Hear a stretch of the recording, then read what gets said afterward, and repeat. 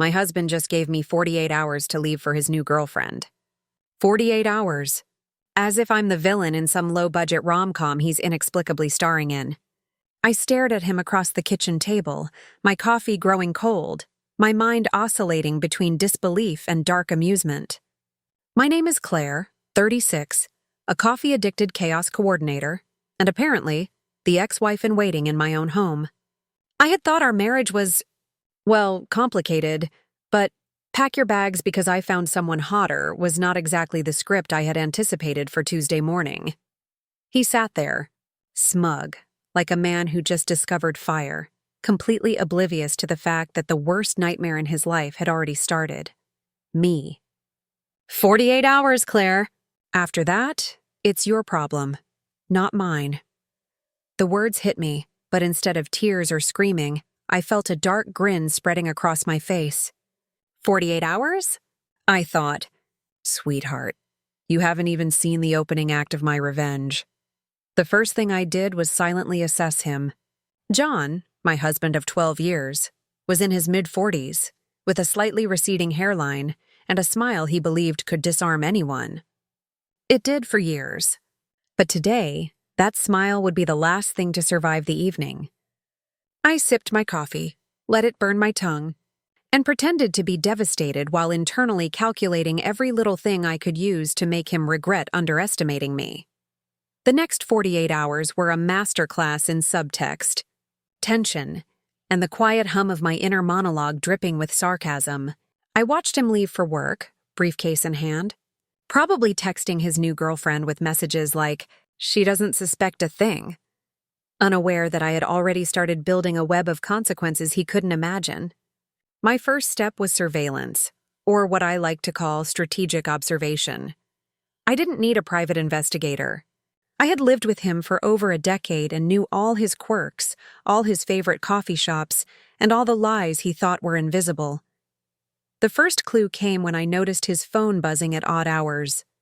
One message read, "Can't wait to see you tonight." Not from me. Not from anyone I recognized. My first twist was subtle. I knew about his lunch dates with his friend from work, but these messages suggested a more elaborate plot. And I smiled. A slow, deliberate smile, the kind that makes people a little uncomfortable, like they know something's coming but can't guess what. I started leaving tiny breadcrumbs of hints, carefully curated messages on his phone, misplaced receipts from restaurants, even photos of him that I had managed to find by scanning his social media. I watched his face during dinner one evening when I nonchalantly mentioned that, "Funny, I found a few photos of you at a sushi place. With someone who isn't me." He choked on his wine. I smiled sweetly and continued, "Oh, don't worry. It's not like I saved them or anything. For evidence. Ha, ha." That was the first real taste of chaos I let him experience, and he had no idea it was just the appetizer. By the second day, I was escalating. I discovered that the so-called friend he had been seeing wasn't just a casual lunch partner, but part of a small network of betrayals.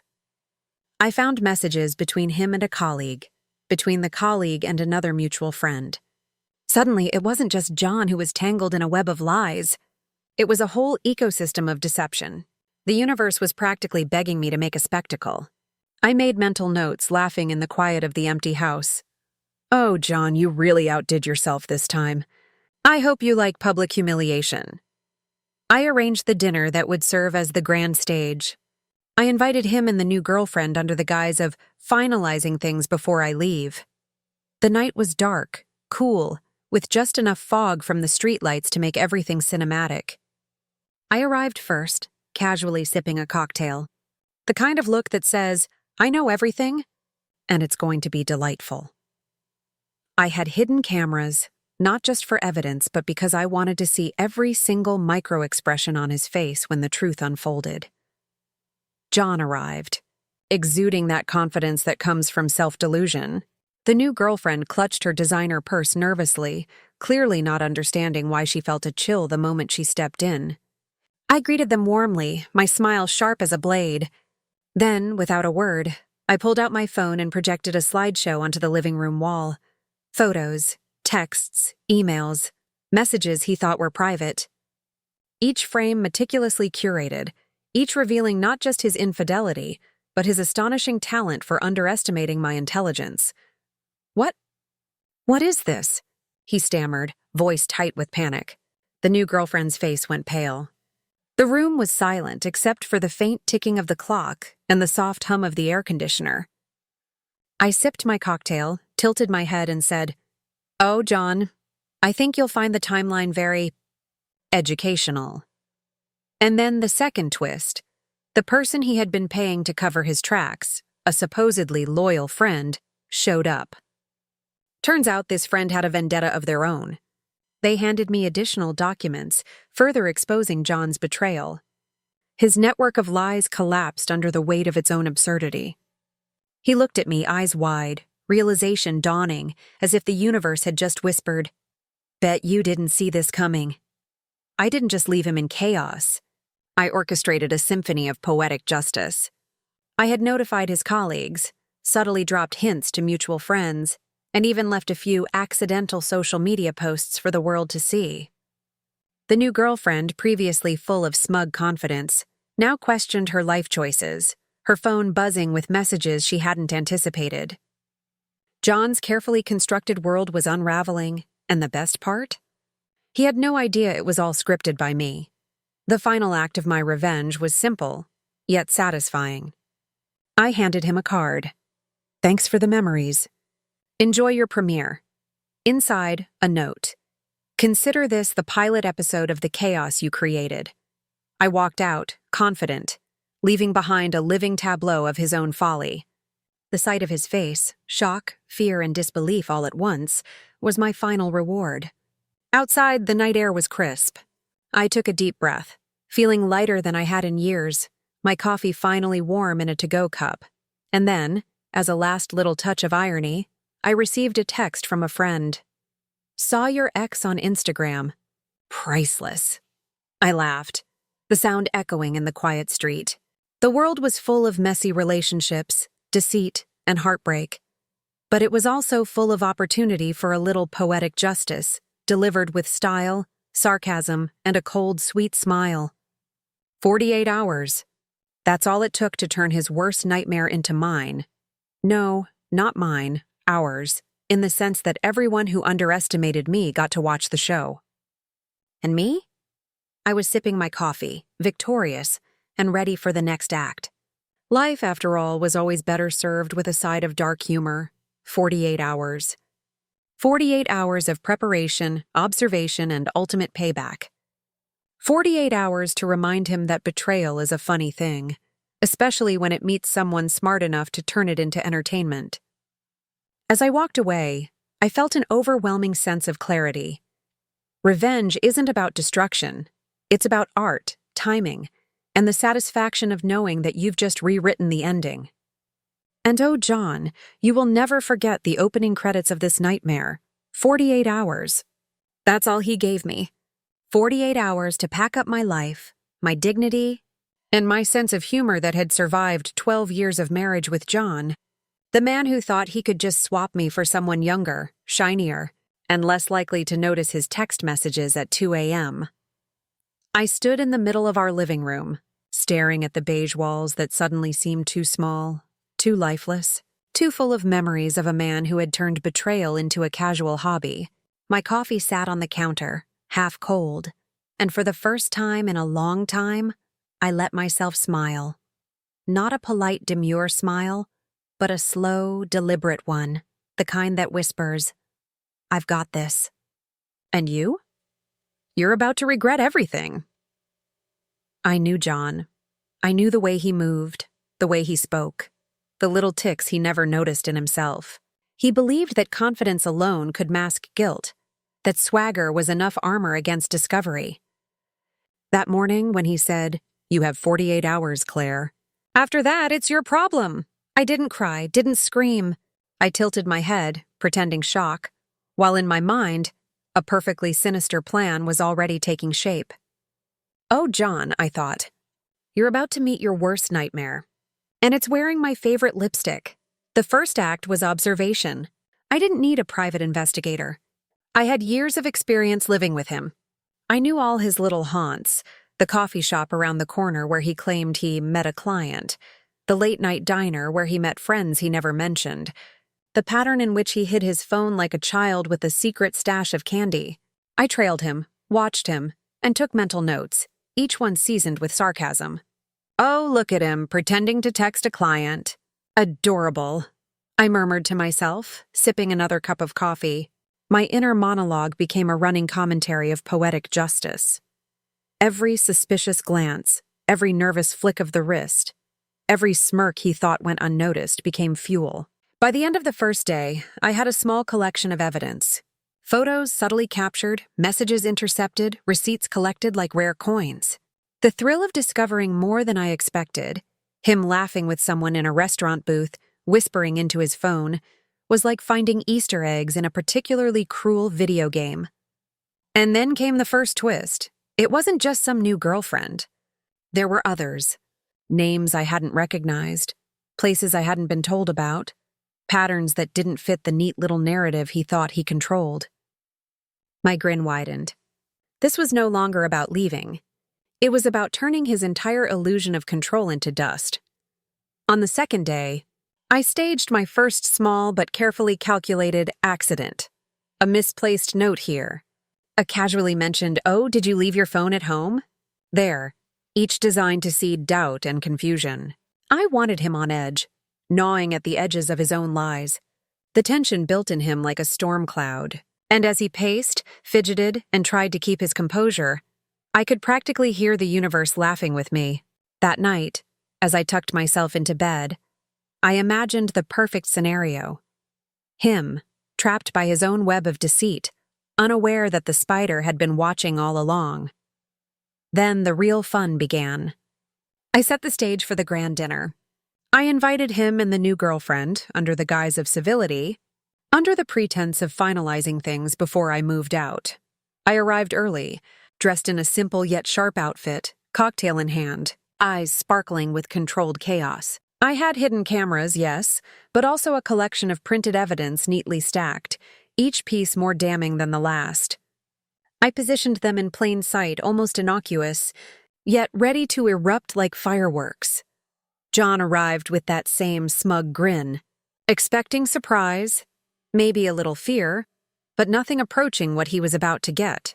The new girlfriend clutched her designer purse like a lifeline, clearly unprepared for the storm she had walked into. I greeted them with exaggerated warmth, every syllable dripping with sarcasm. And then, without preamble, I flicked a switch, and the projector lit up the living room wall. Photos, texts, emails, conversations, all perfectly timed and curated, painted a vivid tapestry of his infidelities. Each image, each word, each timestamp meticulously chosen to maximize impact. What is this?" he stammered, voice breaking, panic blossoming in his eyes. The new girlfriend's confident mask cracked, revealing the same fear I felt when I first realized he wasn't the man I thought I married, but someone I had long since stopped being surprised by. I sipped my cocktail, tilting my head. "Oh, John," I said, my voice smooth, venomous, yet delightful. "I think you'll find the timeline educational." Then came twist number 2. The friend he had employed to cover his tracks, this supposed loyal ally, walked in, holding more evidence, more documents, enough to not just topple him but reveal the depth of his arrogance. This person had their own reasons, their own scores to settle, and now they were delivering poetic justice on a silver platter. The room felt small suddenly, tight with tension, fear, and the surreal weight of exposure.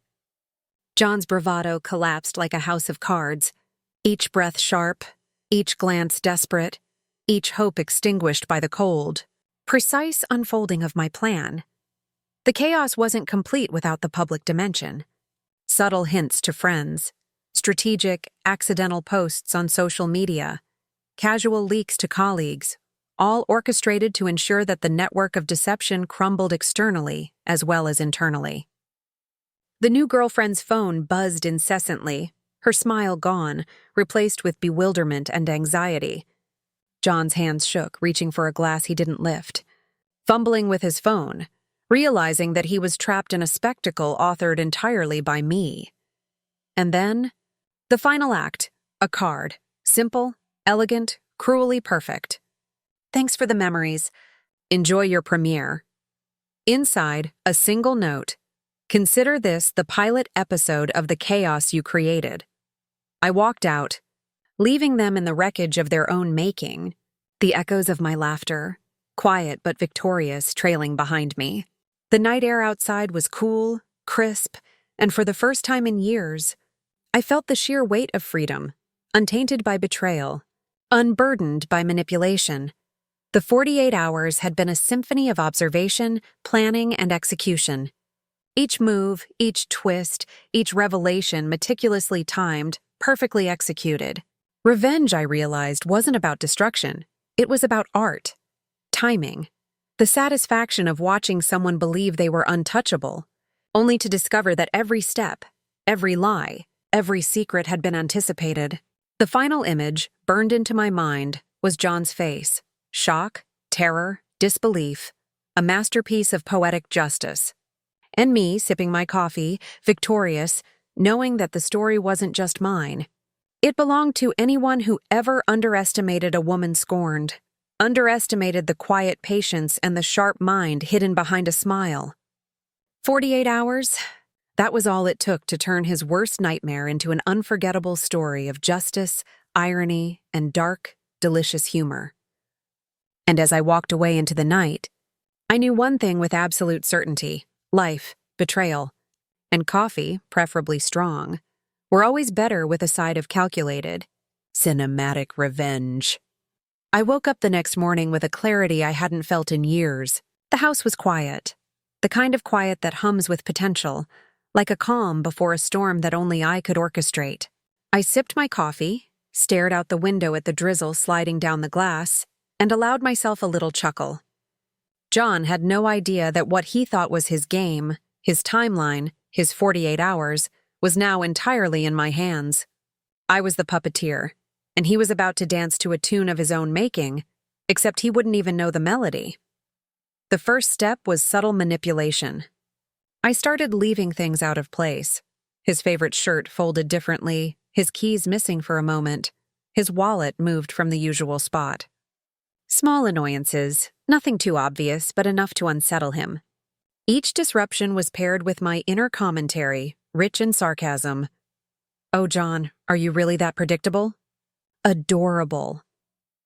By mid-morning, I had already intercepted a flurry of texts between him and his friend, the new girlfriend, and some colleagues. Every detail was a tiny bomb I could detonate at the right moment. By noon, I executed the first of my public but subtle maneuvers. I posted a photo of him on social media, captioned ambiguously, just a hint of irony that only certain mutual friends would notice. The reactions started trickling in, tiny but insidious. John's phone buzzed incessantly, and I knew he was already noticing the ripple of his own unraveling. I sat at the kitchen counter, notebook in hand, jotting down each reaction like a general surveying a battlefield. Each smile on my face was a dagger disguised as innocence.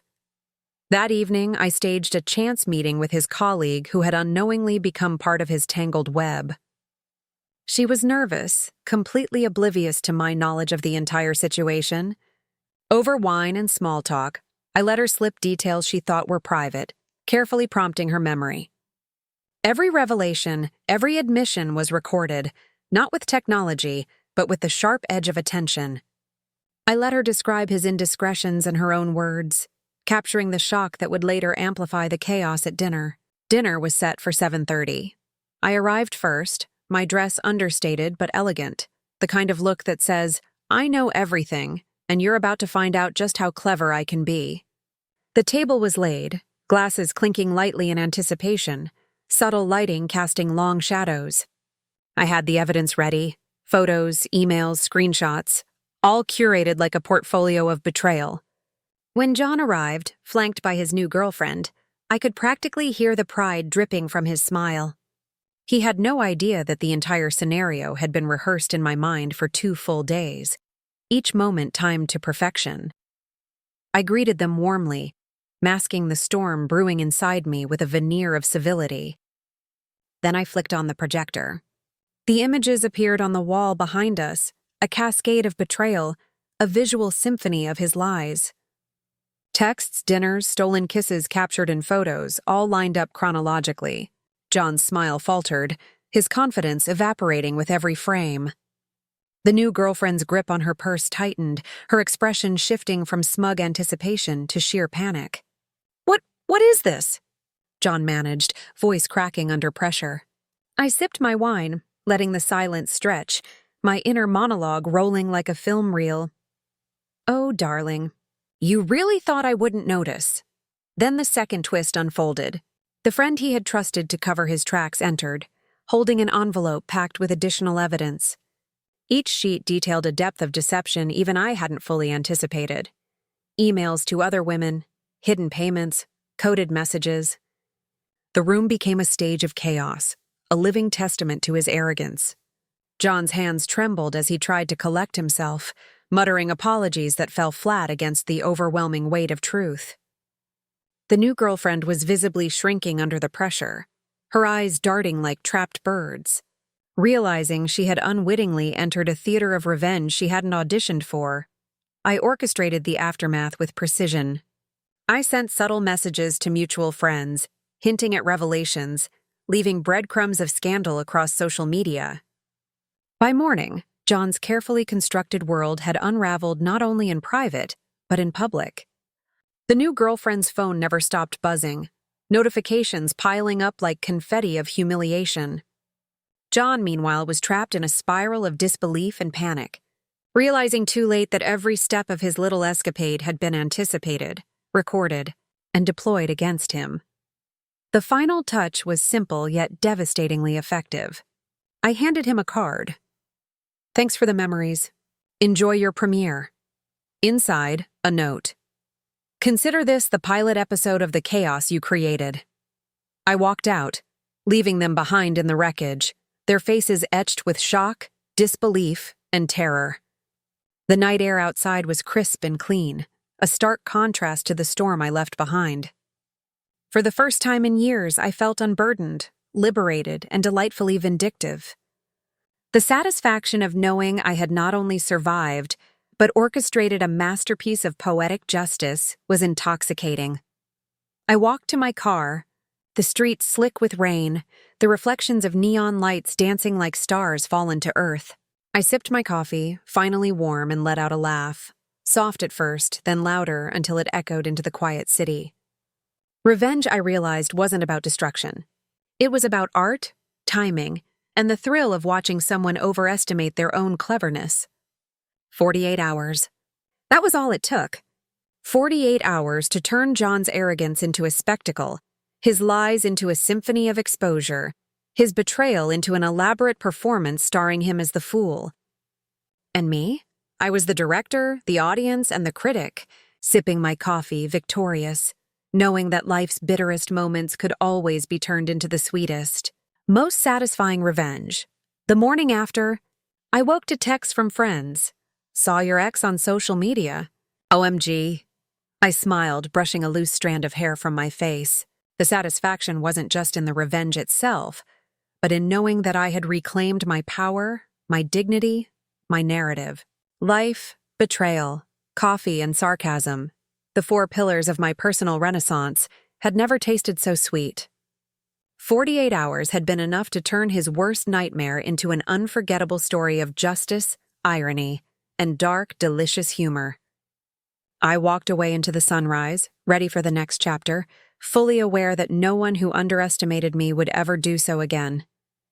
The chaos I had sown would linger in their minds, a permanent echo of the consequences of betrayal, and I, Claire, would continue sipping my coffee, victorious, unshakable, and infinitely amused. The following morning, I woke with the thrill of anticipation coursing through me.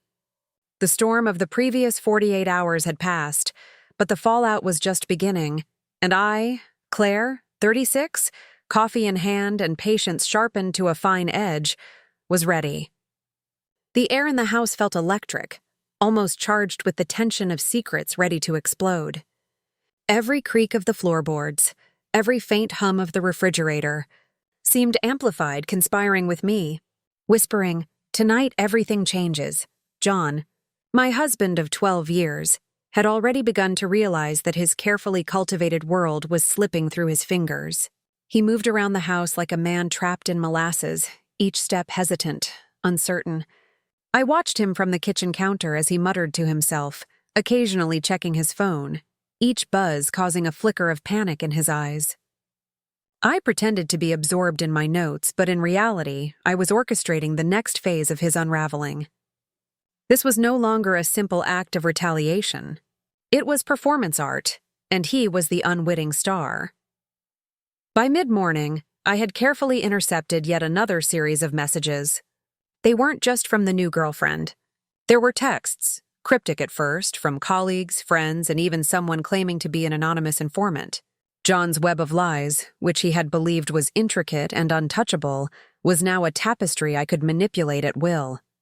I left small hints where they would be found: a notebook casually left on the table with scribbled observations, a pen lying across his laptop keyboard as if by accident, a coffee mug just slightly out of place. Each item was a brushstroke in a masterpiece of calculated chaos. That evening, I staged what would be the pivotal scene. I invited him and the new girlfriend to discuss arrangements, giving no indication of the tempest awaiting them. I arrived first, the kind of entrance that is both casual and commanding, cocktail in hand, dressed to subtly intimidate. The table was set with precision, glasses clinking softly, candles flickering, the ambient light just warm enough to contrast the cold calculations behind my eyes. I placed the evidence within reach, almost innocuous, yet ready to strike at the exact moment I chose. When John walked in, smug and oblivious, I could feel the air shift. The new girlfriend's confident posture faltered the instant she sensed the undercurrent of tension. I greeted them warmly, my voice a perfect balance of sweetness and menace. Then, with a simple gesture, I activated the projector. The wall behind us lit up with images, texts, emails, every piece of his deceit laid bare. Each frame, meticulously curated, told the story of betrayal, a chronological parade of infidelity he had assumed was invisible. John's grin faltered almost immediately. His eyes darted between me and the screen, panic beginning to seep in. What is this?" he stammered, voice trembling, the cracks in his composure finally visible. The new girlfriend's expression shifted as well, the mask of confidence melting into a stark display of fear and confusion. I sipped my cocktail slowly, letting the tension hang in the air, letting the silence stretch, knowing that every heartbeat was a drumbeat in the symphony I had composed. And then came the second twist. The friend he had trusted to cover his tracks arrived, carrying more evidence, documents, photos, communications that even I hadn't anticipated fully. The revelation was devastating, exposing not only his lies to me, but to a wider network. Each sheet was a testament to his arrogance, his overestimation of his cunning, his inability to see the predator in the shadows. The room became a stage of chaos, alive with tension, disbelief, and the dark satisfaction of poetic justice. John's hands shook, reaching for his phone, fumbling with words he didn't know how to articulate. The new girlfriend's eyes widened, her reality fracturing in real time, realizing she had been unknowingly cast in a drama far beyond her control. The evening unfolded like a carefully scripted opera. I had already initiated subtle social media leaks, brief, ambiguous hints that sent ripples through our mutual acquaintances. Messages buzzed relentlessly, comments appeared, notifications chimed. John's personal world was collapsing in real time. The new girlfriend's phone never stopped vibrating, each notification a drumbeat of her own rising panic. John, meanwhile, was drowning, fully aware for the first time that his schemes were transparent, his lies exposed, his confidence evaporated. The final act of my meticulously orchestrated revenge was elegant in its simplicity. I handed him a card, pristine, tasteful, and cruelly symbolic. "Thanks for the memories. Enjoy your premiere." Inside, a single note. Consider this the pilot episode of the chaos you created. I left them to the wreckage I had orchestrated, my exit quiet, confident, and deliberate. Outside, the night air was crisp, refreshing, a stark contrast to the tension I had left behind. The weight of years of betrayal lifted from my shoulders, replaced by the intoxicating clarity of victory. As I walked into the quiet streets, slick with rain, I felt a profound sense of liberation. 48 hours had been all it took to turn his arrogance, his lies, and his betrayal into a spectacle of exposure and justice. The image of John, frozen in disbelief, of the new girlfriend grasping futilely for control, was etched in my mind, a permanent reminder of what calculated patience and dark humor can accomplish. The coffee in my hand, finally hot, tasted of triumph and sweet irony. In the aftermath, texts from friends began trickling in. Saw your ex. Unbelievable. OMG, what happened last night? Each message was a ripple in the pond of chaos I had unleashed, a public acknowledgement of private reckoning. I smiled, savoring every syllable, every glint of satisfaction that danced in the eyes of those who had witnessed the fall of someone who thought they were untouchable. Revenge, I realized, is an art form. Timing, precision, and a dash of theatricality are essential ingredients. 48 hours had been sufficient to turn his worst nightmare into a cinematic experience, leaving him humiliated, exposed, and utterly defeated, while I emerged victorious, unshaken, and infinitely amused. The morning sun broke through the clouds as I made my way to my favorite coffee shop, a sense of completeness settling over me. Life, betrayal, and coffee, the three constants I had always relied upon, had never tasted so sweet. I walked with deliberate confidence. A woman in control, a master of circumstance, a survivor who had turned heartbreak into art. 48 hours, and the story of John's downfall was written, directed and starring him. But the author, the one who had orchestrated every scene, every twist, every devastating reveal, was unmistakably, indelibly me. The city around me hummed, oblivious, but I carried with me the quiet, irresistible joy of having finally turned betrayal into triumph, and the knowledge that no one who underestimated me would ever do so again. I sipped my coffee, letting the warmth fill me, thinking of the next chapter, fully aware that while life was unpredictable, I had learned the power of patience, observation, and strategic, deliciously ironic revenge. 48 hours had been enough to reclaim my narrative, my dignity, and my joy. And as I walked into the day, Claire, intact, unshakable, and triumphant, smiled knowingly at the chaos she had left behind, savoring every intoxicating moment of poetic justice. By the third day, the tension had reached a palpable peak. Every sound in the house seemed amplified, the faint tick of the wall clock, the rustle of papers as John nervously shuffled through documents, the low hum of his phone receiving constant notifications he could barely keep up with. I watched from the kitchen island, leaning casually against the marble counter, sipping coffee that was now perfectly hot, and I allowed myself a slow, satisfied smile. The chaos I had orchestrated was unfolding beautifully, a carefully designed symphony in which John was both performer and victim, and I was the unseen conductor. The morning began with a small, almost innocent encounter that would prove devastating in its subtlety. I accidentally left a folder of printed texts and emails on the dining table, each message meticulously selected to reveal not only John's infidelity, but the intricate patterns of deceit he had woven over months. I busied myself in the kitchen, chopping vegetables, pretending to be absorbed in mundane tasks, all the while observing the micro-expressions that danced across his face as he picked up the folder and began to read. His eyes flicked up at me with a mixture of fear and disbelief, and I simply smiled, tilting my head slightly, letting the silence carry the weight of his guilt. At noon, I had strategically sent subtle hints to mutual friends via social media, carefully crafting ambiguity that would pique curiosity without revealing my full plan. Within minutes, notifications began to cascade into John's phone. He tried to ignore them, but the increasing tension was visible. his leg bouncing, his hands trembling, his voice catching whenever he tried to speak. I sipped my coffee, the satisfaction of watching him unravel in slow motion, a delicious complement to the bittersweet taste on my tongue. The afternoon brought a second, carefully choreographed encounter. A casual meeting with his colleague, someone who had unwittingly been complicit in the deception. Over tea, I let her recount details of John's indiscretions, her words flowing freely as if unprompted. Each revelation was a meticulously placed domino, each admission another layer of exposure, and I took careful mental notes, laughing quietly to myself at the absurdity of his confidence.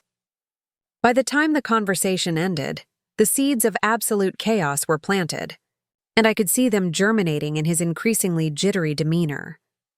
Evening approached, and with it, the culmination of my plan.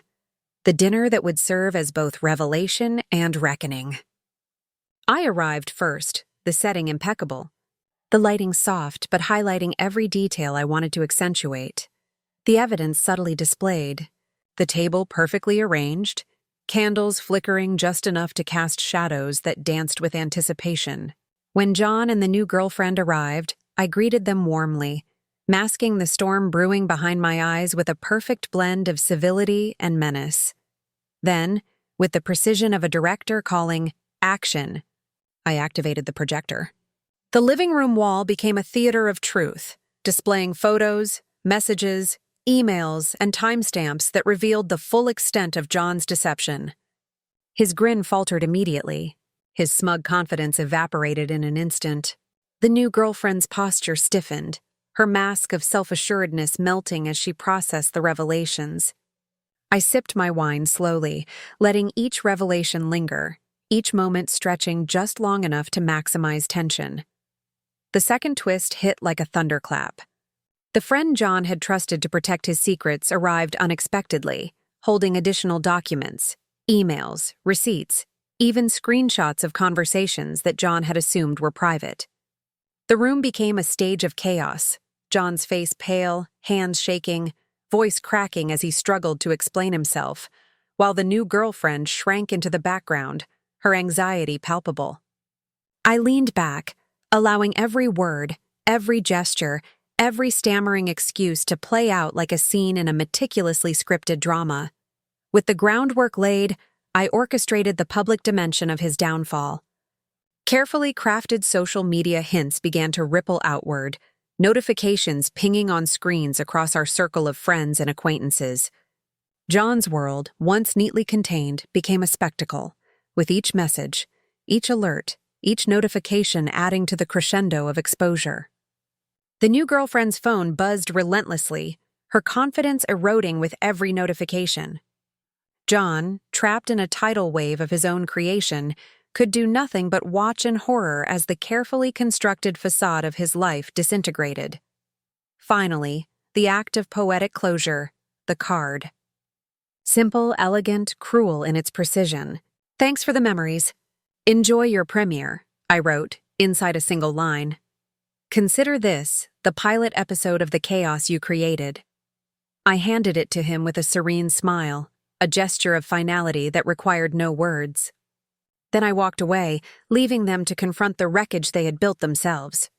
The night air outside was crisp, a stark contrast to the storm I had left behind, and I breathed deeply, savoring the freedom, the satisfaction, and the exhilaration of triumph.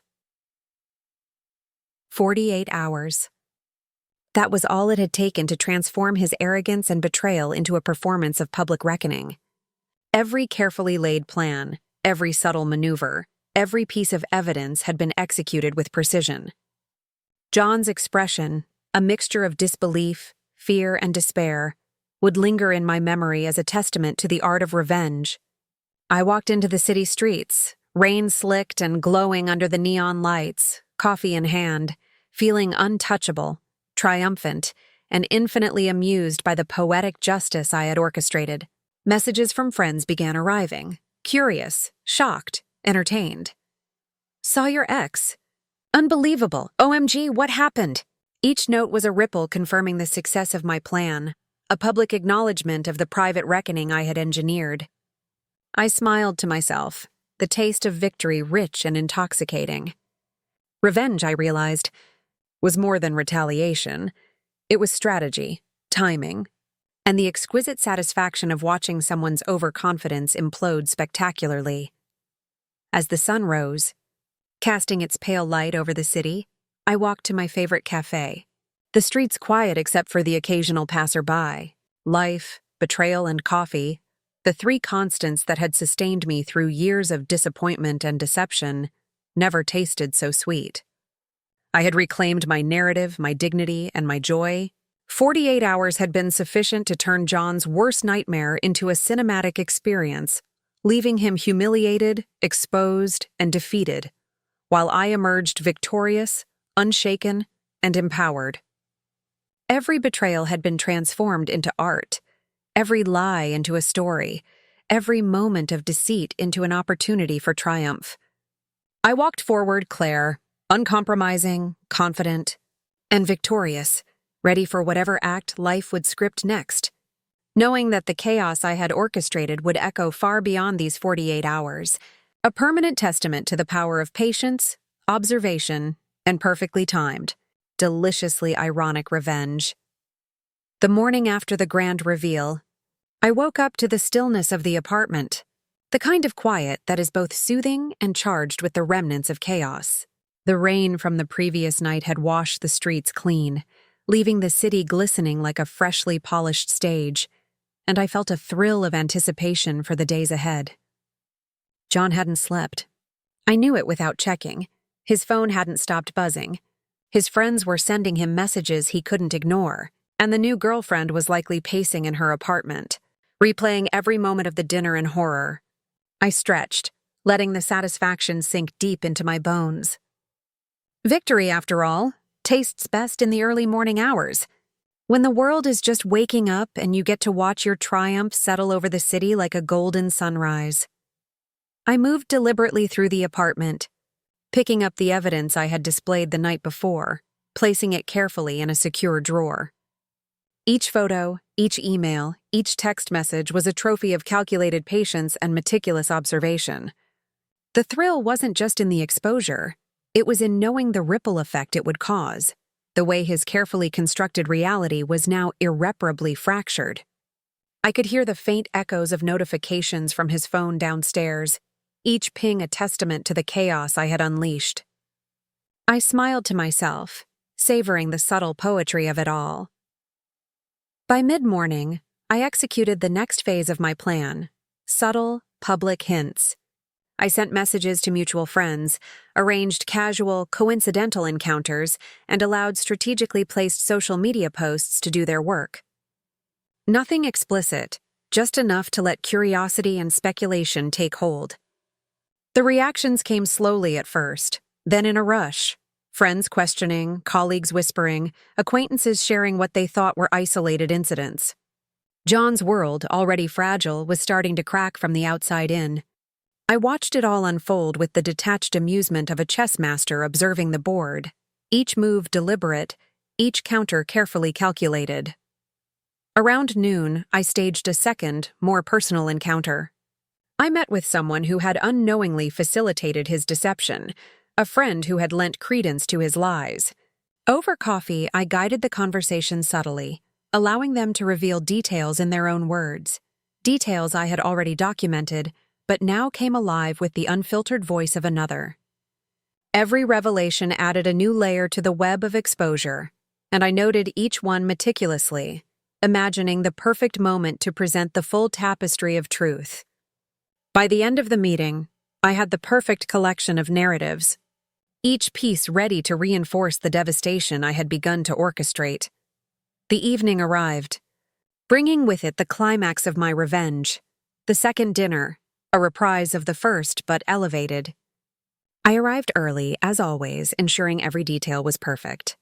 The table was laid with precision, glasses sparkling, candles flickering just enough to cast dramatic shadows. The evidence was placed strategically, seemingly casual but impossible to ignore. When John and his new girlfriend arrived, I greeted them with a warmth that belied the storm brewing beneath the surface. My smile was sharp, my eyes glinting with a controlled mischief that made the air itself tense. I let the room settle for a few minutes, allowing anticipation to build before beginning the projection again. The images and texts appeared, a curated montage of betrayal, deceit, and arrogance. John's confidence evaporated almost instantly, replaced by panic and disbelief. The new girlfriend's composure crumbled under the weight of revelation, and I could see the realization dawning that she had become a pawn in a much larger game. I sipped my drink slowly, letting the tension stretch, letting every expression, every falter, every stammered word serve as punctuation in the story I had meticulously crafted. Then the second twist hit with devastating precision. Another unexpected figure arrived, a former colleague of John's who had been quietly collecting evidence of his misdeeds for reasons entirely unrelated to me. Their arrival brought with it new documents, more photos, and more undeniable proof. The room became a theater of chaos. John's hands shook, his voice cracked, and his excuses faltered under the weight of combined exposure.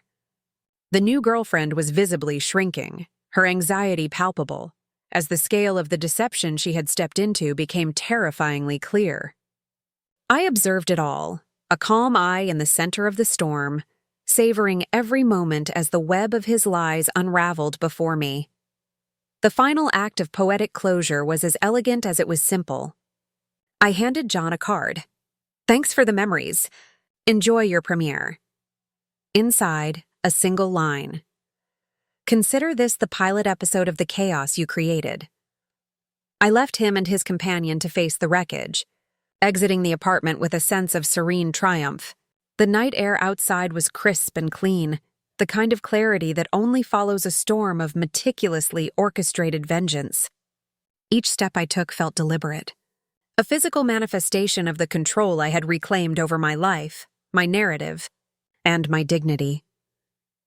48 hours had been enough to dismantle his carefully constructed world. Every plan, every observation, every subtle manipulation had converged to create a cascade of exposure, humiliation, and realization. John's expression, etched with disbelief and fear, became an enduring image in my mind, a testament to the art of revenge executed with patience, precision, and dark humor. I walked through the city streets, rain-slick and shining under the neon glow, coffee in hand, triumphant, unshakable, and infinitely amused by the spectacle I had orchestrated. The following days brought confirmation of the ripples I had set in motion. Messages from friends, colleagues, and acquaintances poured in, each one a mix of shock, curiosity, and gossip. "Did you see what happened? I can't believe he..." Unreal. Each text was a small victory, evidence that the chaos I had unleashed was being felt far beyond my immediate sphere. I smiled at each notification, the satisfaction of seeing carefully constructed deceit crumble in real time filling me with a sense of intoxicating triumph. As the sun rose, casting golden light across the city, I walked to my favorite cafe, savoring the crisp air and the warmth of the coffee cup in my hands.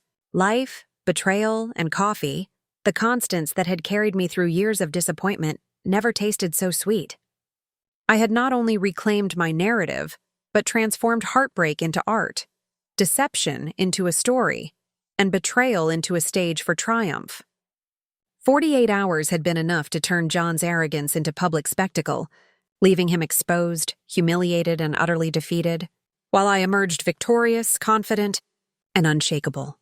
Every move, every observation, every subtle twist had been executed with precision. The city around me was oblivious, yet I carried with me the quiet, irresistible joy of knowing that the chaos I had orchestrated would linger in their minds forever. Claire, intact, confident, and triumphant, walked forward, savoring the satisfaction of poetic justice, the thrill of victory, and the knowledge that no one who underestimated her would ever do so again. Life, as it turned out, was best navigated with patience, a keen eye, and a carefully brewed cup of revenge-flavored coffee, and I had mastered it perfectly. The days that followed were a surreal blend of quiet satisfaction and the delicious chaos I had sown. John tried desperately to piece together what had happened, sending frantic messages, attempting calls I ignored with a serene detachment, each one a testament to his growing panic. The new girlfriend had disappeared from social media entirely, likely hiding from the embarrassment of being unwittingly cast as a supporting character in the drama of my revenge. Every friend or acquaintance who had been privy to the hints I had left online began to connect the dots, the whispers and messages amplifying the fallout like a wave gathering strength. I spent my mornings savoring coffee and reflection, letting the events replay in my mind with the sharp clarity of a director reviewing a film. Each scene, each reaction, each faltering expression of John was a highlight reel of human folly, perfectly timed and choreographed by my own patience and observation. The beauty of it all was in the subtleties, a twitch of a smile as he realized he had been outsmarted, the slight tremor in his voice when he tried to apologize, the way he looked around for allies only to find none. I allowed myself quiet laughter at each memory, the kind that bubbles up and escapes before you can stop it, filling the room with warmth and satisfaction. By midweek, I had begun the next phase, the long-term unraveling. I carefully shared curated stories with select friends, pieces of the drama designed to appear casual, as if I had stumbled upon the details by accident. The reactions were exactly as I had anticipated: shock, curiosity, and a subtle but undeniable admiration for the cleverness of the orchestrator. John's world, once carefully controlled and shielded by lies, was now a public labyrinth he could not navigate. Every misplaced trust, every misstep, every casual comment he had made in confidence was now magnified and refracted through the lens of exposure I had created. I also began reclaiming my own life in ways that John had never anticipated. I enrolled in classes I had long postponed, reconnected with friends I had neglected, and allowed myself indulgences previously curtailed by the stress of a failing marriage.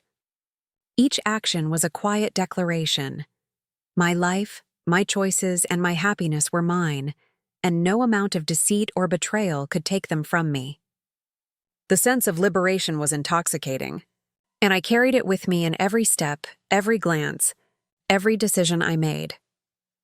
One afternoon, I decided to attend a social gathering, where I knew John and the new girlfriend might appear, a subtle test to see how far the ripple effects of my revenge had spread. I arrived with impeccable timing, wearing an outfit that was effortlessly elegant, exuding confidence without a hint of aggression. The room seemed to pause as I entered, a subtle recognition of presence and power. And there they were, John looking uncomfortable and exposed, the new girlfriend pale and awkward, both acutely aware of the social scrutiny that now surrounded them. I smiled warmly, exchanged pleasantries with friends, and let my presence do the work of quiet, crushing judgment. The discomfort radiating from them was delicious, an affirmation of the precision of my earlier actions. Later that evening, I received an unexpected message from someone in John's inner circle, a quiet acknowledgement that the consequences of his deceit were extending further than even I had anticipated. The tone was respectful, tinged with awe, and it confirmed what I had known all along. The truth, when wielded with strategy and patience, is a force far more powerful than any lie. I allowed myself a quiet chuckle, imagining the layers of tension building in John's mind as he realized his world had irrevocably shifted, his arrogance shattered by subtle yet relentless exposure. In the following weeks, the narrative solidified. John attempted to repair his life, but the foundations had been irrevocably undermined. His social circle had shifted, his credibility questioned, and the new girlfriend had vanished into the background, her own reputation tainted by proximity to his deception. Meanwhile, I flourished. My career progressed, friendships deepened, and I discovered a sense of empowerment and clarity I had not felt in years. Each day was a reaffirmation of the triumph of patience, wit, and well-timed action. I allowed myself one final private moment of reflection. Sitting in my apartment with the city stretching out below, I looked at the skyline and felt a profound sense of closure. The storm of betrayal, lies, and deceit had passed, leaving only the clarity of victory and the exhilaration of having reclaimed my narrative. I had turned heartbreak into strategy, manipulation into performance, and betrayal into a story of triumph. Every sleepless night, every quiet observation, every careful decision had culminated in a victory that was both complete and deeply satisfying. 48 hours had sparked the chain reaction, but it was the following weeks that cemented the reality. John had underestimated me, and that mistake would echo in his life forever. My life, once constrained by his lies and infidelity, was now expansive, vibrant, and fully under my control. I reveled in the irony and dark humor of the situation, knowing that he would forever remember the precision and elegance of my response. And so I walked forward, Claire fully intact, fiercely confident, and infinitely amused by the chaos I had orchestrated. Life, betrayal, revenge, and coffee had intertwined to create a narrative of empowerment and satisfaction that no one could undo. I had mastered the art of patience, observation, and subtle, devastatingly effective retribution. My triumph was complete, my dignity restored, and my story, rich with sarcasm, dark humor, and calculated justice, had reached its epic, unforgettable conclusion. The echoes of my revenge would linger, a permanent testament to the power of wit, timing, and the unshakable strength of a woman who refused to be underestimated. Weeks turned into months, and the aftermath of my meticulously orchestrated revenge became a story I could savor in quiet moments, like a glass of perfectly aged wine. John, once the embodiment of arrogance and smug confidence, had become a figure of whispered astonishment among our friends and acquaintances. Every casual conversation that reached me carried the faint hum of his downfall, each message and passing comment a reminder of the chaos I had set in motion. I walked through the city streets with a sense of power and control I hadn't felt in years, fully aware that I had rewritten the narrative of my life with precision, wit, and dark humor. The new girlfriend had disappeared from public view entirely, likely retreating to hide from the inevitable scrutiny and embarrassment that comes from being entangled in someone else's misdeeds. John's attempts at rebuilding his social and professional life were clumsy at best. Colleagues who had once trusted him now eyed him with suspicion. Friends who had supported him grew distant, and even casual acquaintances hesitated when he tried to reassert the persona of control he once flaunted. The ripple effects of those 48 hours were proving long-lasting, extending far beyond what even I had anticipated. Meanwhile, I reveled in my own resurgence. I reconnected with friends I had neglected, took up hobbies I had abandoned, and threw myself into work with renewed energy and focus. My mornings were filled with coffee, contemplation, and laughter, the kind that arises from deep satisfaction and the awareness that life is finally mine again. I moved through the city with a confidence that was palpable, attracting attention not for manipulation or intrigue, but simply because I carried an aura of someone who had survived, thrived, and emerged stronger. Then came the subtle, ongoing acts of poetic irony. Occasionally, I would cross paths with John in neutral social settings, and the tension in his eyes as he recognized my presence was almost delicious. I made a point to greet mutual acquaintances warmly, my smiles carrying an unspoken story of triumph, a silent demonstration of the artful destruction of his once pristine world. Each interaction was a reminder of the careful orchestration that had led to this moment, proof that patience, observation, and timing could turn betrayal into a story of empowerment. One evening, as I prepared for a small gathering at my apartment with close friends, a thought struck me. I had not only reclaimed my life but transformed my pain into performance, my betrayal into art. The narrative I had once feared losing had become mine in every sense. I meticulously arranged the evening, a mix of casual conversation, laughter, and subtle elegance. Each guest's arrival was met with calm composure, every smile and gesture a reflection of the control and confidence I had cultivated. As the night unfolded, the conversation inevitably drifted to the subject of relationships, infidelity, and the chaos that life sometimes imposes. I listened more than I spoke, letting friends share stories while I interjected only occasionally, each remark delivered with measured wit and subtle irony. When someone inevitably mentioned a mutual acquaintance, John, of course, the room shifted, eyes flicking to me, and I allowed a faint, knowing smile to pass across my lips. The tension was brief but delicious, a reminder of the precise choreography of chaos I had left in my wake. In the quiet moments after the gathering, I sat alone in the living room, city lights painting the walls with a kaleidoscope of colors. I reflected on the journey, the betrayal, the meticulous planning, the execution, and the aftermath. 48 hours had been the spark, but the ensuing weeks and months had cemented the truth. John had underestimated me at every turn, and that mistake had become his undoing. The satisfaction of having orchestrated his downfall, combined with the reclamation of my own life, was profound, intoxicating, and complete. I thought about the dark humor of it all, the irony, the poetic justice, the absurdity of someone so certain of their control being so spectacularly outmaneuvered. It was a lesson in patience, strategy, and the quiet power of observation. Every sleepless night, every subtle manipulation, every carefully chosen revelation had led to this moment of triumph, and I savored it fully, allowing the satisfaction to settle deep within me like sunlight warming stone. Months later, the final act of closure arrived unexpectedly. John attempted to re-enter social circles, carefully rehearsing apologies and explanations that fell flat. The new girlfriend, wherever she had retreated, remained a silent testament to his failed narrative. I received a brief, almost sheepish message from him, a combination of regret, disbelief, and a faint recognition of the inevitability of his own downfall.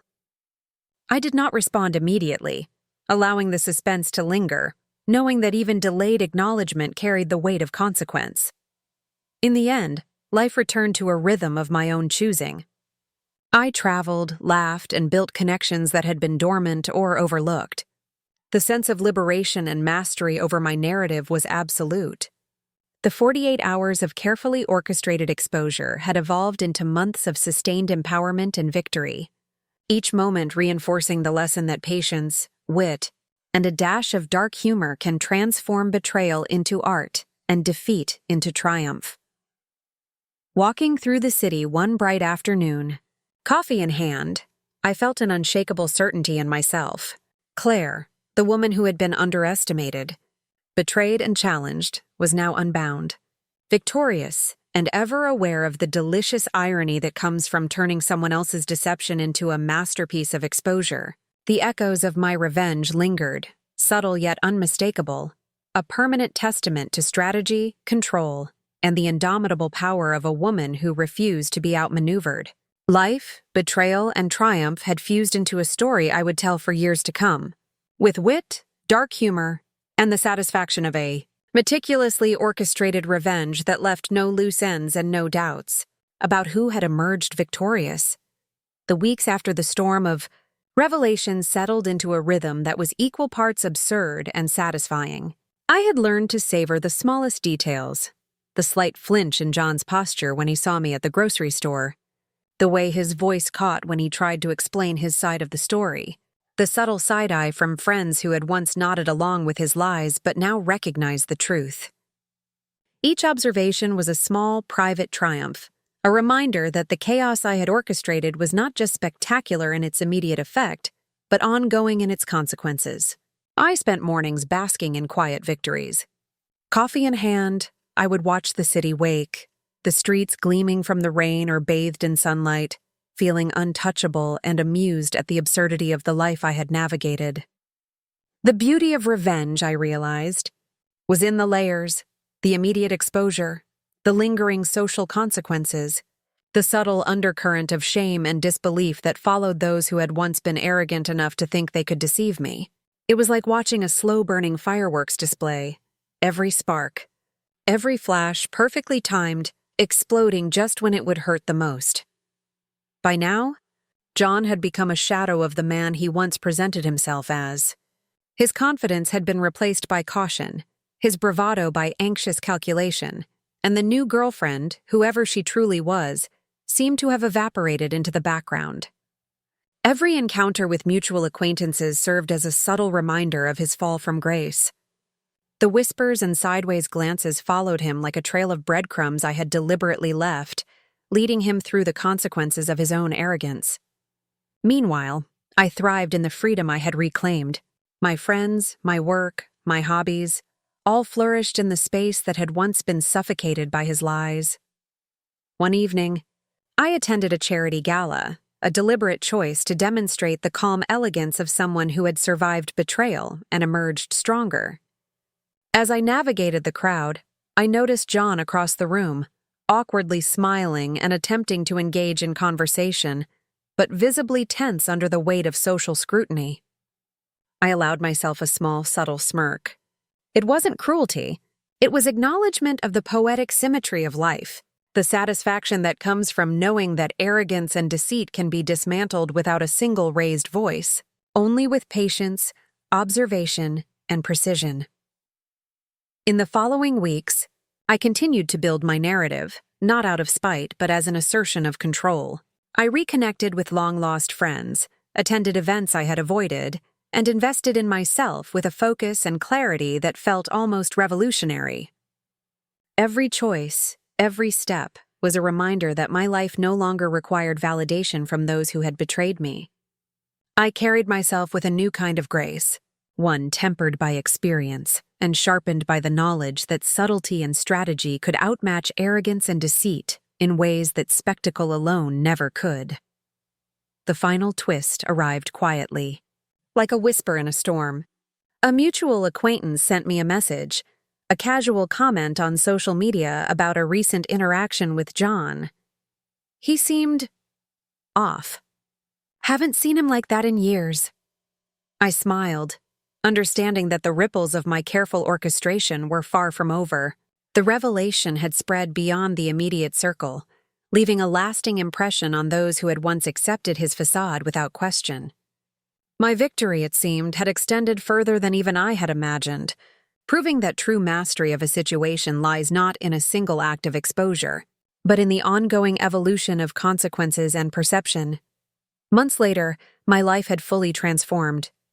The apartment, once a place shadowed by tension and deceit, became a haven of control and comfort. I hosted gatherings filled with laughter, conversation, and subtle displays of social awareness, each moment a quiet assertion of my regained power. John remained a peripheral figure in my life, a cautionary tale rather than a continuing threat. The new girlfriend was a vague memory, a footnote in the story of triumph I had written with patience, cunning, and dark humor. In private, I reflected on the journey, the betrayal, the meticulous planning, the exposure, and the aftermath. Every sleepless night, every quiet observation, every strategic maneuver had led to this ultimate moment of victory. Life, it seemed, had a sense of irony and a taste for justice, rewarding those who observed, calculated, and acted with precision. I allowed myself to savor the humor, the absurdity and the elegance of the situation, knowing that the power I had reclaimed was both enduring and absolute. As the city lights flickered outside my window, I recognized the profound truth in the experience.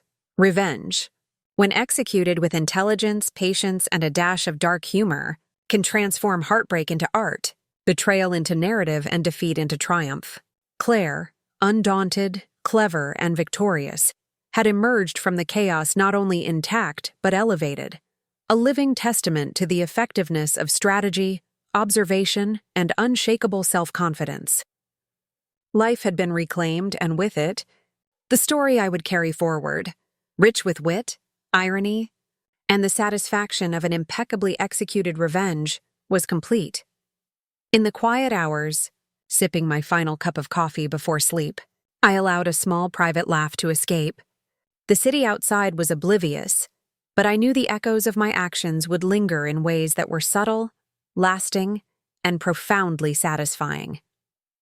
Every glance, every message, every whispered comment about John and his misadventures was a reminder that the ultimate power lies in patience, intelligence, and the unrelenting pursuit of justice crafted with care and dark amusement. I had mastered the narrative, reclaimed my dignity, and turned betrayal into a story of empowerment. The 48 hours that had ignited the chaos had become months of enduring triumph. And I, Claire, had emerged as the ultimate victor, confident, unshakable, and infinitely amused by the masterpiece I had orchestrated. Time passed, and the echoes of those 48 hours continued to reverberate in ways even I hadn't fully anticipated. John's attempts to regain control were pitifully transparent. Every meeting he attended, every message he sent, carried the subtle tremor of a man who had been publicly outmaneuvered. Friends who had once nodded along to his charm now avoided his calls, hesitant to associate themselves with someone so thoroughly exposed. Even casual acquaintances glanced sideways when he entered a room, the whispered hum of gossip following him like an invisible shadow. Each incident was a reminder that the consequences of deception extend far beyond the initial act, and I reveled in the knowledge that my orchestration had been so precise that the fallout was both public and unrelenting. Meanwhile, I continued to rebuild my life, but in a way that was more than mere recovery. It was transformation. I pursued opportunities I had previously denied myself, indulged in passions long postponed, and relished the freedom of being unencumbered by someone else's duplicity. My apartment became a sanctuary, filled with warmth, light, and subtle reminders of the triumph I had claimed. Every morning, as sunlight poured through the windows, I allowed myself a moment of reflection, acknowledging the strategy, patience, and dark humor that had carried me from betrayal to empowerment. I began to interact with the world differently. Where once I had been cautious, hesitant, and sometimes self-effacing, I now moved with deliberate confidence, every gesture and word carrying the weight of experience and control. Social events became arenas where subtle observation and understated displays of intelligence served as reminders of the lessons learned. Occasionally, I encountered John in neutral spaces, and the tension in his posture was palpable. His attempts to reassert himself were clumsy, and I watched, amused and detached, as his carefully constructed veneer crumbled further with each interaction. The satisfaction of seeing a man undone not through confrontation but through the relentless, quiet logic of exposure was deeply gratifying. As the months rolled on, the narrative of my revenge evolved into legend among our mutual acquaintances.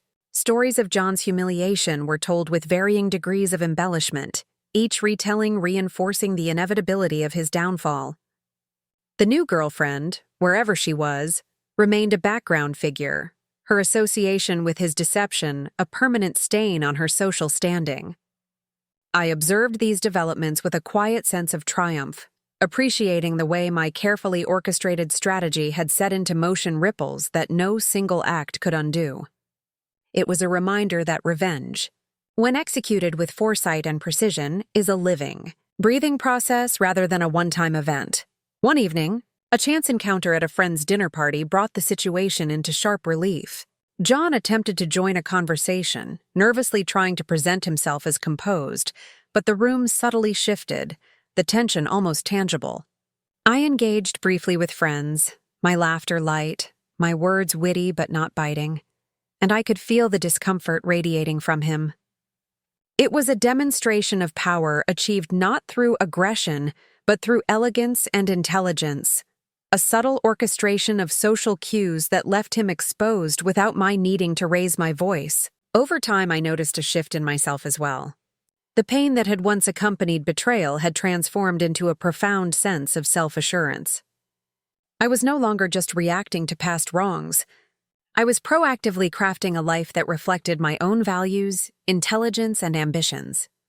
My career flourished, my friendships deepened, and every choice I made reinforced the narrative of independence and triumph I had established. The experience had taught me that true power lies not in revenge alone, but in the ongoing reclamation of one's life, in turning adversity into a platform for growth and mastery. Months later, an unexpected message arrived from a distant acquaintance of John's. It was a casual remark about a recent social event, but the subtext was unmistakable. The consequences of his actions were still being felt, still discussed, and still recognized. I smiled, allowing a small laugh to escape. knowing that even in his attempts to rebuild, the shadow of his exposure followed him. The meticulous planning, the 48 hours of strategic exposure, and the subtle orchestration of social and emotional cues had created a cascade effect that extended far beyond the immediate moment of revelation. By this point, my life had fully returned to a rhythm of my own choosing. Every morning was an assertion of independence. Every interaction, a demonstration of the wisdom and confidence gained from navigating deception. The 48 hours that had ignited the chain reaction were now a distant, almost cinematic memory, yet their impact remained ever present. I had not only reclaimed my dignity, but elevated it, transforming what could have been heartbreak into a sustained, living narrative of empowerment. In the quiet, reflective moments before sleep, I often allowed myself to replay the sequence of events with a sense of amused satisfaction. Every observation, every carefully timed revelation, every subtle manipulation had contributed to a story of victory that was as much about personal growth as it was about revenge. Claire, undaunted, intelligent, and victorious, had emerged not just intact, but elevated, a master of her own narrative and a testament to the power of strategy, patience, and a darkly humorous perspective on human folly. The final lesson, crystallized in these months of aftermath, was simple yet profound. Betrayal is never just an act. It is an opportunity to observe, to calculate, and to reclaim control with precision and wit. I had taken that opportunity, transforming 48 hours of chaos into months of triumph, and in the process, I had created a story that would echo long after the initial storm had passed. Life had been reclaimed, dignity restored, and humor preserved, a triumphant proof that even in the face of deception and betrayal, the ultimate victory belongs to those who combine patience, intelligence, and a sense of irrepressible dark amusement. Walking through the city one crisp morning, coffee in hand, I felt the culmination of all that had transpired: unshakable confidence, a clear sense of purpose, and the quiet satisfaction of a meticulously executed plan that had left no loose ends. John's missteps, the vanished girlfriend, and the lingering whispers of social circles were all testament to the precision of the orchestration. I moved forward with a smile that was both knowing and serene, aware that the story I had authored, full of strategy, irony, and darkly comedic justice, was now mine entirely, untouchable and unforgettable. Life, betrayal, revenge, and triumph had fused into a narrative of empowerment, one I would carry forward with wit, poise, and the unshakable certainty that I, Claire, had emerged as the undisputed victor. Then came the final act, subtle yet devastating, the kind that transforms a story from mere victory into legend.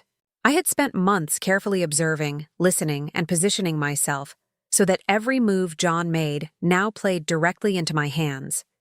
One evening, at a mutual friend's upscale rooftop gathering, I saw the perfect opportunity to deliver the ultimate twist. The city skyline glimmered behind us, a fitting backdrop for the culmination of months of strategy, patience, and calculated chaos. John arrived with his usual forced charm, the new girlfriend, if she could even be called that at this point, by his side, looking increasingly uncertain as she sensed the social tension around her. I entered with effortless poise, dressed in something elegant yet understated, the kind of outfit that makes people look twice without realizing why. Friends greeted me warmly, exchanging subtle glances that said more than words ever could. And there he was, John, smiling, stiff, clearly attempting to reclaim the composure he had long since lost. The room hummed with polite conversation, but beneath it, the undercurrent of tension was electric. I could feel every subtle shift in posture, every flicker of eye contact, every quiver of a forced smile. It was delicious, the kind of satisfaction that makes the patience and planning entirely worth it. I approached the small group where John stood, casually joining the conversation, my presence immediately altering the energy of the space. I spoke with charm, wit, and a quiet confidence, allowing stories of mutual experiences to flow naturally. Every anecdote I shared, every laugh I let slip, carried a faint double meaning only I fully understood. And then, with perfect timing, I revealed a detail. A small, seemingly offhand comment about a business deal, a dinner, a social encounter, that exposed just enough of John's deception to cause his carefully constructed facade to tremble. The expressions on his face, the subtle collapse of confidence, the microsecond of panic before he scrambled for words, were better than any spectacle. He had been outmaneuvered not through confrontation, but through artful social precision. The final twist, however, was yet to come. I had orchestrated for one of his closest colleagues, someone who had unknowingly witnessed a portion of John's duplicity months earlier, to arrive and casually recount the full extent of the lies in a conversational, "Did you hear what happened?" manner. It wasn't malicious, merely factual, but the effect was catastrophic. Gasps filled the space. Whispers began to circle. John's color drained as he realized the reach of his exposure extended far beyond what he had imagined. The new girlfriend, a silent participant until now, finally paled and excused herself. And in that moment, John understood the full scope of his miscalculation. He had underestimated me entirely. I allowed myself a private, quiet laugh, savoring the chaos with a grace that John could not touch. The months of subtle plotting, observation, and patient orchestration had culminated in this moment of complete, irreversible triumph. I had turned betrayal into a carefully constructed narrative of empowerment, exposure, and darkly humorous justice. Friends who had previously doubted the full story now looked at me with a mixture of admiration, awe, and amusement. The room itself seemed to acknowledge my control, the city lights reflecting off glasses and surfaces like spotlights on a stage where I alone had directed the performance. In the weeks that followed, John's attempts to rebuild continued to falter. Every casual social interaction, every professional engagement, was now tinged with the aftershocks of his exposure. His credibility, once unquestioned, had fractured. His confidence, once unshakable, had been permanently undermined, and I thrived, not through malice, but through the pure satisfaction of reclaiming my life, my dignity, and my narrative. My career progressed, friendships deepened, and my social presence flourished. I had become, in every sense, the master of my story, and every choice I made reinforced the lesson that patience, intelligence, and subtlety far outweigh arrogance and deceit. Finally, in the quiet of my apartment one evening, I reflected on the journey, the 48 hours that had ignited the chain reaction, the months of careful observation and strategy, and the ultimate culmination of my revenge. I allowed a small, satisfied smile to play across my lips. Life had been reshaped, betrayal transformed into empowerment, and humor preserved throughout. I had navigated the storm, emerged stronger, and claimed victory in a manner that was both elegant and unassailable. Claire, undaunted, clever, and victorious, had rewritten her own narrative, proving that even in the face of deception and betrayal, one could orchestrate a story of triumph, control, and enduring satisfaction. And as the city light shimmered outside my window, I knew with certainty that the echoes of my actions would linger indefinitely, a permanent testament to the precision, patience, and darkly humorous mastery of a woman who refused to be underestimated. My life was reclaimed, my dignity intact, and my story, rich with irony, wit, and ultimate triumph, complete. The final twist had landed, the narrative resolved, and I, Claire, had emerged as the undisputed victor in a tale of betrayal, exposure, and meticulously executed revenge that would be remembered long after the chaos had faded. After the final confrontation at the rooftop gathering, life settled into a rhythm that felt both surreal and liberating. John, once the man who had dictated terms and flaunted deceit with arrogance, became almost unrecognizable. Each attempt to reassert himself socially was met with hesitation or outright avoidance. The whispers of his exposed duplicity followed him like a shadow he could not escape. The new girlfriend had completely vanished, her presence erased from mutual circles as if she had never existed. The world John had thought he controlled was now a landscape of subtle judgments, sideways glances, and quiet amusement at his misfortune. I moved through my days with a confidence that was effortless and natural. Mornings were filled with coffee, light streaming through my windows, and the warm satisfaction of a life reclaimed. I pursued long-delayed projects, reconnected with friends who had once felt distant, and indulged in experiences I had previously denied myself. Every step, every interaction reinforced the narrative I had created, a story not of revenge alone, but of empowerment, self-respect, and the ultimate triumph of intelligence over deceit. Occasionally, John would appear at social events, attempting to insert himself back into circles he once dominated. I observed with quiet amusement, noting the subtle falters in his demeanor, the nervous energy, the way conversations shifted when he entered a room. I never needed to speak a word. His own presence, combined with the invisible ripple effects of months of exposure, did the work. Friends who had witnessed the drama now looked at me with admiration and a hint of awe, appreciating the elegance of strategy executed without malice, only precision and patience. Months rolled on, and the consequences of his misdeeds continued to play out. The ripple effect of that pivotal 48 hours extended further than I had even anticipated, reaching social circles, professional networks, and casual acquaintances alike. Every whispered comment about him carried the satisfaction of inevitability, a quiet testament to the careful orchestration that had taken months to unfold. Meanwhile, my life flourished. I had reclaimed space, confidence, and freedom, and with each passing day, the narrative of empowerment grew stronger. In the quiet evenings, as I sat in my apartment watching the city lights reflect off glass and steel, I allowed myself to savor the full arc of the story.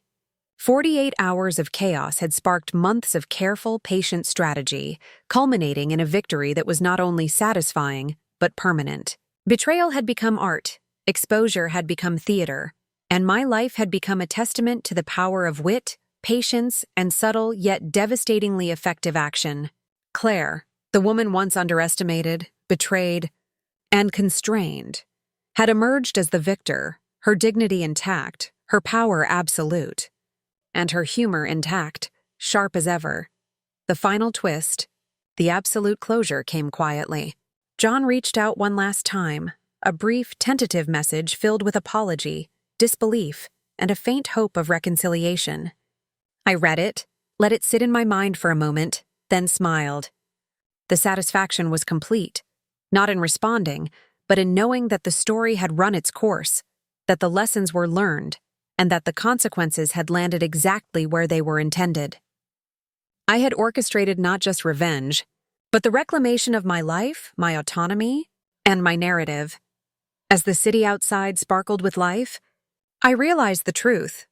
The ultimate victory is not in the immediate drama, but in the quiet, enduring mastery of one's story.